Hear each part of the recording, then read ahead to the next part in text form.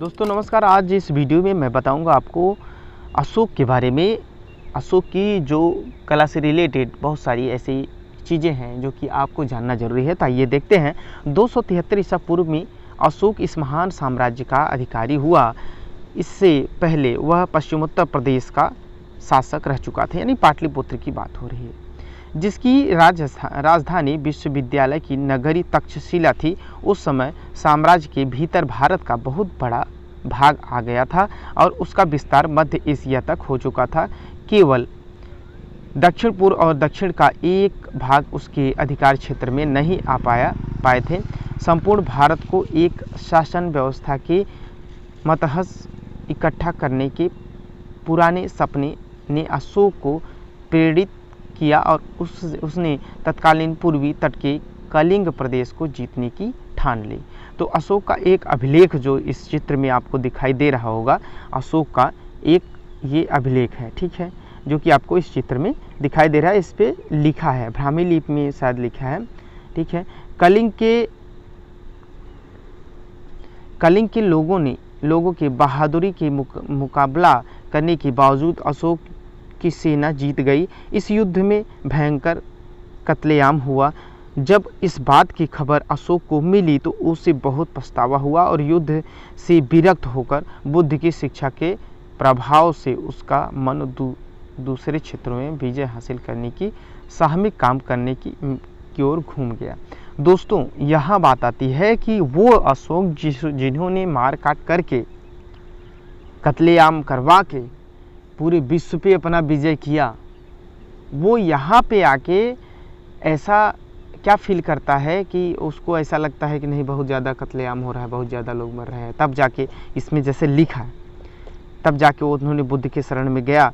लेकिन यहाँ बात यह है कि उसकी अवस्था हो चुकी थी और उसको देखते हुए, सब कुछ देखते हुए अपनी प्रजा पे नियंत्रण सोचा नहीं कर पाऊंगा। इस वजह से भी हो सकता है, मैं नहीं करता हूँ, जो मैं कह रहा हूँ यही सत्य है, लेकिन इस वजह से हो सकता है क्योंकि वो अशोक जिन्होंने पूरे विश्व पे विजय प्राप्त किया, आज यहाँ कलिंग के युद्ध के बाद उन्होंने ये दावा कर दिया कि यहाँ पाटलिपुत्र की युद्ध में विजय के बाद ये दावा कर दिया कि नहीं, अब शांति बरतनी के चाहिए, अब शांति से रहना चाहिए।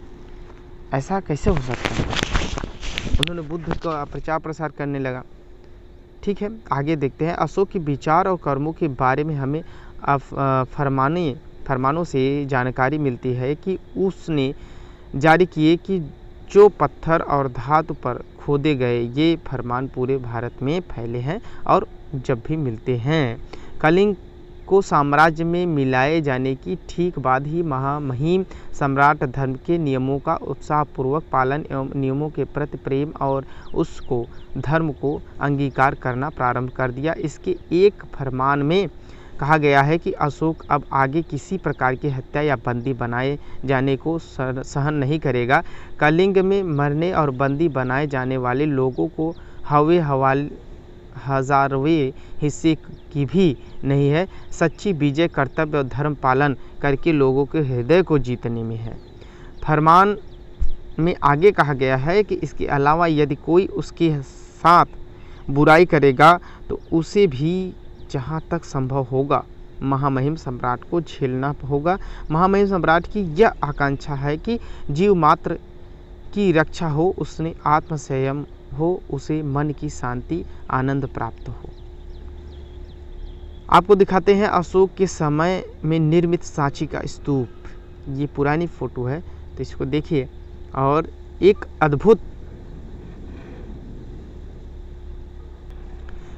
अद्भुत शासक ने जिसे आज भी भारत और इतिहास एशिया में बहुत से दूसरे भागों से प्यार से याद किया जाता है, अपने आपको बुद्ध की शिक्षा के प्रचार में, नेकी और सद्भाव के काम में तथा प्रजा के हित के लिए सार्वजनिक कार्यों के प्रति समर्पित कर दिया। उसने ऐलान कर दिया था कि वह उसके लिए हमेशा तैयार है। हर स्थान पर और हर समय सरकारी कर्मचारी जनता के कार्यों के बारे में बराबर सूचना देते रहेंगे, चाहे जिस तरह समय और जहाँ भी हो, वह लोक हित के लिए अवश्य काम करेंगे। खुद कट्टर बौद्ध होने पर भी उसने दूसरे धर्मों को बराबर आदर और महत्व दिया। अशोक बहुत बड़ा निर्माता भी था। उसने अपनी बड़ी इमारतों और अपने इमारतों को बनवाया था और विदेशी कारीगरों को रख छोड़ा था। यह नतीजा एक जगह इकट्ठे हो बने स्तंभों के डिज़ाइन से निकलता है जो पर्सिपोलिस की याद दिलाती है, लेकिन इस शुरू की मूर्तिकला और दूसरे अवशेषों में भी भारतीय कला परंपरा की विशेषताएं दिखाई पड़ती हैं। 41 साल तक अनवरत शासन करने के बाद, अब सोचिए कि पूछ लेता है कि अशोक ने कितने साल शासन किया, ये पूछता है। तो 41 साल अशोक ने शासन किया करने के बाद 232 में अशोक की मृत्यु हो जाती है। ठीक है। और H.G. वेल्स ने अपनी आउटलाइन ऑफ हिस्ट्री में उसके बारे में लिखा है, उनके बारे में लिखा है बादशाहों की दसियों हजारों नामों से, जिनमें इतिहास के पृष्ठ भरे हुए हैं, जिनमें बड़े बड़े राजे महाराजे शहंशाह और उसमें नामी गिरामी शासक शामिल हैं। अशोक का नाम अकेला सितारे की तरह चमक रही है।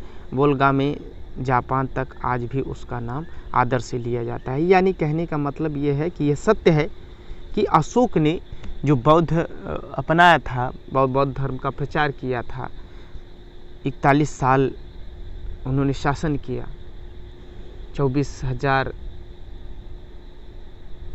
ये अपना स्तूप बनवाया, तो उसने बहुत सारे ऐसे अच्छे कार्य किए हैं। ऐसा उनके कार्यों से प्रतीत होता है कि सच में वो एक नेक इंसान था।